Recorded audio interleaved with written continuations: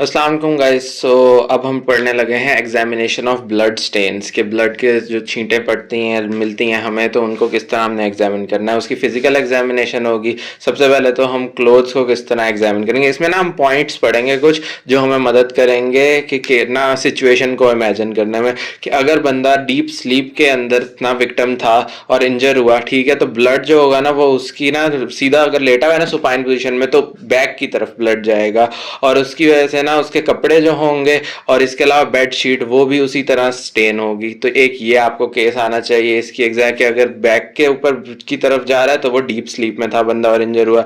अगर बंदा खड़ा होगा ना और इंजर होगा तो उसका ब्लड जो होगा वो वर्टिकली डाउनवर्ड, बिल्कुल यानी उसी के नीचे वर्टिकली डाउनवर्ड गया हुआ होगा। इसके अलावा अगर सेक्सुअल असॉल्ट हुआ है ना विक्टिम के साथ, तो ब्लड स्टेन्स जो होंगे ना क्लोथ की इनर साइड के अंदर भी होंगे। तो इसलिए ये आपके पास एक पता चल जाएगा, इनर साइड ऑफ क्लोथ में तो सेक्सुअल असॉल्ट हुआ है।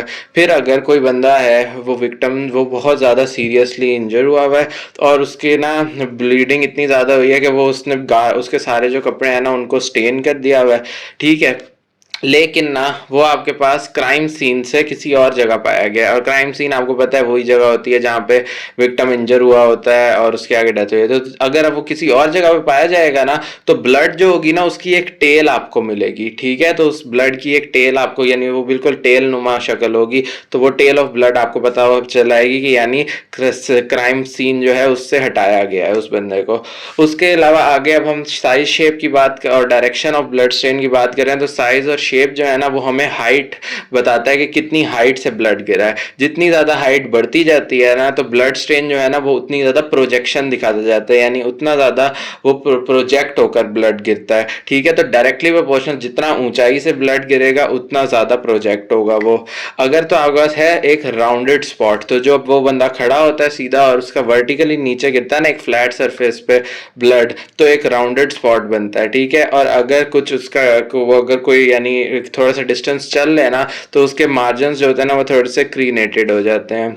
लेकिन अगर तो आपके पास ना एक्सक्लेमेशन मार्क की तरह का ना आपके पास कोई स्पॉट मिलेगा ना, तो इसका मतलब है कि वो उस सरफेस के ऊपर ना ब्लड ना ऑब्लिकली आया है। तो ये एक बात होगी, ठीक है। तो इस तरह करके सारी शेप और डायरेक्शन वगैरह को हमने पढ़ा। अब हम देख रहे हैं characteristics of blood stain. Characteristics of blood stain के अंदर यही हम देखेंगे कि किस तरह हम डेड और अलाइव में डिफ्रेंशिएट कर सकते हैं। तो उसके लिए सबसे पहले तो यानी आपको ये इंपॉर्टेंट होता है ना कि सोर्स ऑफ ब्लड को करें हम, कि कौन से सोर्स से ब्लड आया है।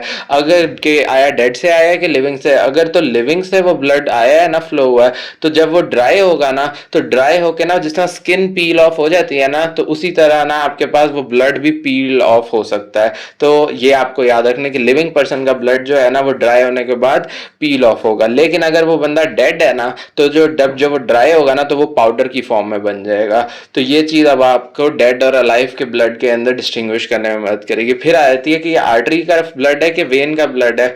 तो जो आर्टरी का ब्लड होता है ना वो आपके पास ना स्कैटर्ड होता है स्पर्ट्स की फॉर्म के अंदर, ठीक है। और वो पूरी सरफेस के ऊपर ना जैसे ही प्रोजेक्ट होता है, तो यानी वो स्पर्ट्स की फॉर्म में ना वो स्कैटर हुआ होता है। लेकिन जो वेन वाला है ना वो आपके पास एक यूनिफॉर्म मैनर के अंदर आता है और एक स्ट्रीम, एक नदी की तरह ना वो ऊज आउट हुआ ब्लड की फॉर्म में ना बह रहा होता है। तो ये आपको पता चल जाता है कि ये आर्टरी की उसमें है या ये वेन की वजह से के अंदर से आया।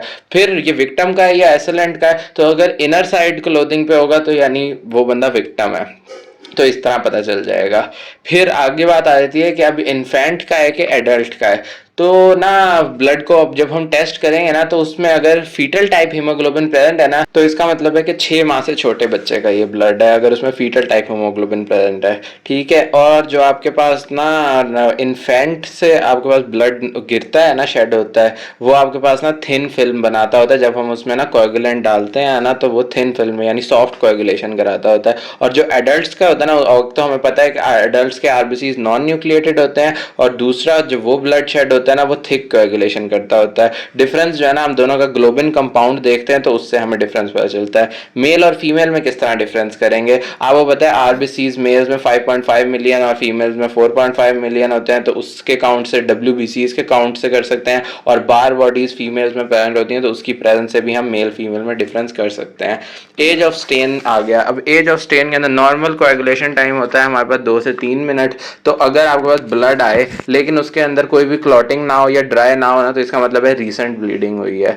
फिर अगर स्पॉट ब्लड का आए, ठीक है, और उसकी जेली लाइक कंसिस्टेंसी हो ना और रेड कलर भी हो, तो इसका मतलब है लेस देन 30 मिनट्स हुए हैं ब्लीडिंग के अंदर। अगर लेकिन आपके पास ना स्पॉट के अंदर लिक्विड ज़्यादा हो ना, तो यानी अब आपके पास 30 मिनट से ऊपर हो गए हैं। और अगर आपके पास ना स्पॉट जो है वो आपके पास ग्लव्स के साथ स्टिकी हो रहा हो, तो ये निशानी है कि 2 घंटे हो गए हैं। अगर स्पॉट येलो इन कलर हो तो 3 से 8 घंटे, और अगर 8 घंटे से ऊपर हो जाए तो वो ब्राउन हो जाता है ड्यू टू हीमोग्लोबिन डिकम्पोजिशन।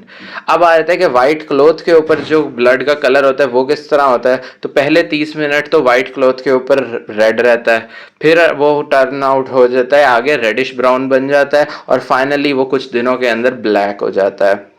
फिर अगर किसी ने धो दिए हैं वो, तो आपके पास व्हाइट क्लॉथ के ऊपर ना स्टेन वॉश हो गए, फिर भी वो आपके पास येलो हो जाते हैं। और वो येलो किससे कंफर्म हम करते हैं? यूवी और इंफ्रारेड रेस से।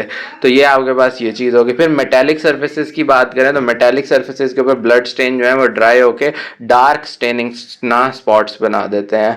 और ये जो है ना, इनको हम किस तरह आइडेंटिफाई कर सकते हैं कि ये रिसेंट है कि ये ओल्ड है? तो अगर आपके पास ये जो स्टेन्स हैं ना ये रिसेंट होंगे ना, तो ये वाटर के अंदर ना सॉल्युबल होते हैं। और अगर ये आपके पास ओल्ड होते हैं ना, तो ये सॉल्युबल नहीं होते हैं। क्यों नहीं होते? क्योंकि ना हीमोग्लोबिन जो है वो हेमेटिन में कन्वर्ट हो चुका हुआ होता है, तो हेमेटिन कन्वर्जन हो चुकी हुई होती है, तो वो जो है आपके पास सॉल्युबल नहीं होता वाटर के अंदर। फिर कंडीशन ऑफ बॉडी जो है ना ये भी बहुत मैटर करती है। लाइक अगर आपका पर्सन इस कंडीशन में आया है कि वो सीवियरली इंजर्ड है और प्रोफ्यूजली ब्लीडिंग हुए जा रही है, तो ना कुछ ही टाइम के अंदर बंदा कोलैप्स कर सकता है, तो आप कुछ नहीं कर सकते उसके अंदर।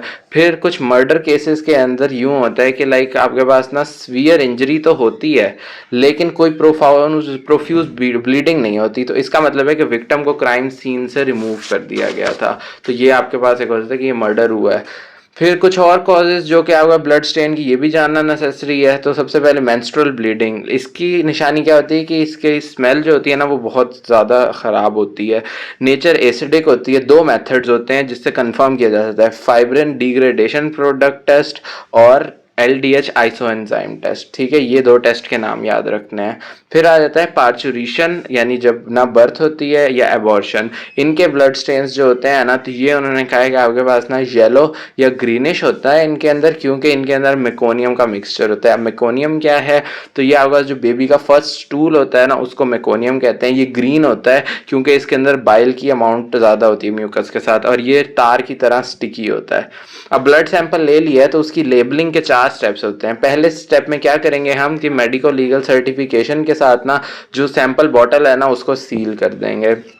उसके बाद सेकंड स्टेप क्या होगा कि हम अब फिर उसको लेबल करेंगे। लेबलिंग के अंदर अब हम किस तरह करेंगे? सबसे पहले हम लिखेंगे नेम ऑफ पेशेंट, या अगर डेड है तो डेड का नाम लिख देंगे। फिर सैंपल के मटेरियल कौन सा था वो बताएंगे, मेडिको लीगल केस नंबर क्या था, फिर ना पोस्टमार्टम नंबर अगर डेड है बंदा, और फिर मेडिको लीगल ऑफिसर की नेम और डेजिग्नेशन। फिर आ जाता है हमारे पास थर्ड स्टेप, जिसके अंदर अब हमने ये कर लिया है ना लेबल, तो अब इसको हमने पुलिस कांस्टेबल को हैंड ओवर करना है। तो और वो अपनी रिसीविंग देगा, और ये रिसीविंग जो है ना ये नोट होती है MLC या फिर पोस्टमार्टम रजिस्टर के ऊपर। फिर फोर्थ स्टेप जो है ना, तो इसको हम भेजते हैं PFSA लैब के अंदर। ये जो PFSA लैब क्या है जी? पंजाब फोरेंसिक साइंस अथॉरिटी है, जिसके अंदर जाएगा और वो आगे फिर बताएंगे कि क्या है इसका। वो जो मेडिको लीगल सर्टिफिकेशन जिसमें सील किया था ना उसके ऊपर हम टाइम सिंस डेथ लिख देंगे, नेचर ऑफ इंजरी लिख देंगे, और काइंड ऑफ वेपन लिख देंगे। Thank you so much.